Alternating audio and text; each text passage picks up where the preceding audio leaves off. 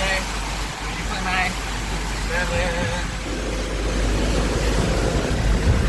ऐरोलीच्या ब्रिजवर आहे आणि खूपच जोरात पाऊस चालू आहे आणि खूपच जोरात पाऊस. तर तुम्ही जे ऐरोली आहे आणि मुंब्रा मार्ग जाऊ नका, ऐरोली मार्गच या. ठाणे मुलुंड हा मार्ग तुम्हाला घोडबंदर गुजरातला जाण्यासाठी हा सक्सेस आहे. तिथं सिलपाट्याला फुल पाणी भरलेलं आहे. त्या सिलपाट्या मार्गामधून जाऊ नका, हे तुम्हाला नम्र विनंती आहे. की थोडीशी ट्रॉफिक कमी आहे, रनिंग ट्रॉफिक आहे आणि तुम्ही हा ऐरोली मार्ग यूज करा.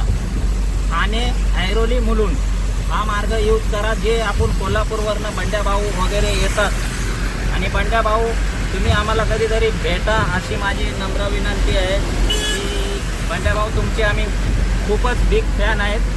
तर तुम्ही आम्हाला जरा हे करा.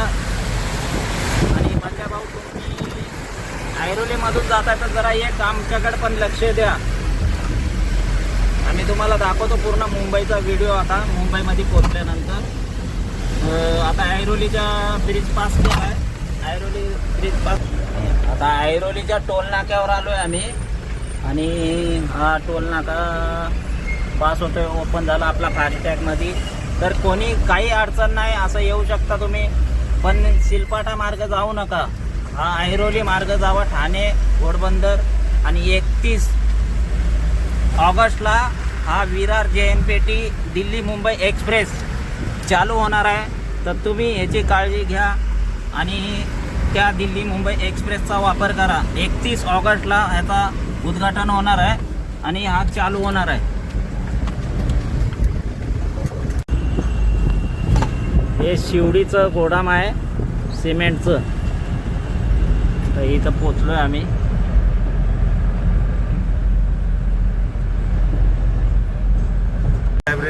हे लायब्ररीला पोचलोय. इथं सगळे फिल्मचे शूटिंग होतात, रील वगैरे बनवतात लोक. हे त्या जागेत आहे आम्ही आता, बघू शकताय.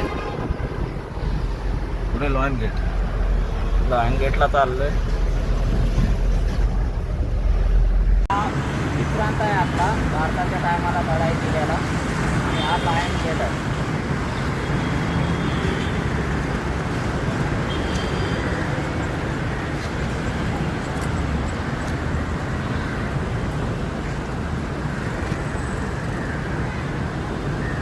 हा मेन विक्रांत आहे.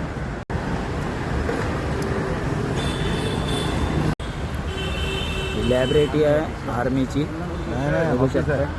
ऑफिस आहे, पूर्ण भारताचं ऑफिस आहे, सगळ्यात मोठं ऑफिस आहे. इथं गेट ऑफ याला पोचलोय, बघू शकताय.